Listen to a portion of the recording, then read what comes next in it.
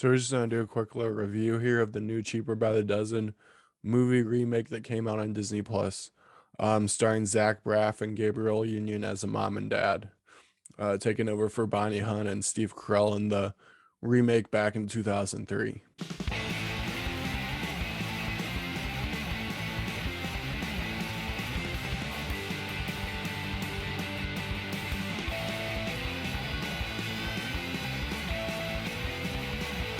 So I went into this movie just ready to expect whatever. I kind of remember seeing the Steve Martin Cheaper by the Dozen growing up, but not really remembering that well. Just remember it was super fun and kind of a easy family movie to watch growing up.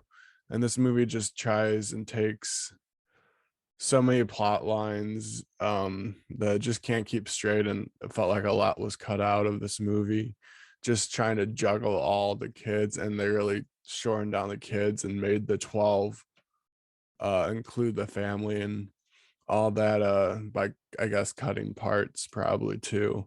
This remake does a lot to try to cater to everyone, which leads to underdevelopment of these characters and these storylines, and it's trying too hard to try to throw in every diversity there is, and just trying to do so much here that it just loses track of what it needs to accomplish, and it should just stick to one main story that is going on, and these kids all should support it rather than them having their own problems and stories all not even blending well together at the end.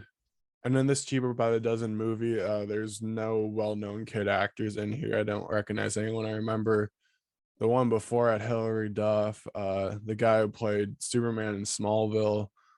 Ashton Kutcher was even in it, not in the family, but as a supporting character. And just seeing those names got me more excited watching the movie. This one just had Zach Braff, who I'm a big fan of, but I wanted some other famous actresses, up and coming actresses, actors in this movie to make it just more engaging rather than everyone being new to acting here and just not being that believable.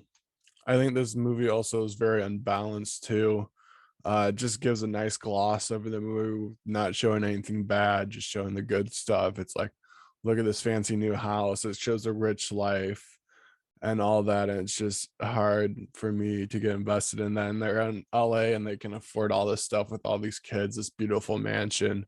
It really takes me out of the movie when it's in LA and um you can afford these big lavish luxury things, and I know how it's like in LA. That's where I'm from right now. So it's just, it makes it unbelievable just because I know what things cost out here compared everywhere else. And like I said before, everything just works out here. Everything seems perfect at the end.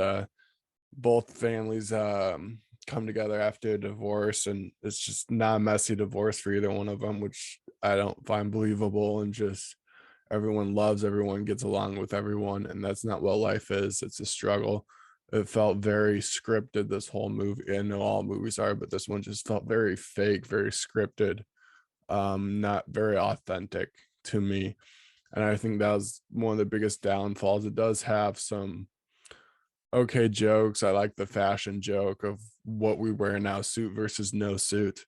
I really like that aspect of the movie, and just that little 5-minute scene that it was. But other than that, that's nothing really stands out to this movie. There's a lot going on, and you're trying to follow all these different plot lines, and it just makes you not care as much. And I wish this movie would have focused up more and would have shed light on one topic rather than trying to tackle a bunch of topics in an hour 40 minutes. So for that, I'm gonna give this movie a 25 out of 100. But it's on Disney Plus right now. Go check it out. Let me know what you think in the comments.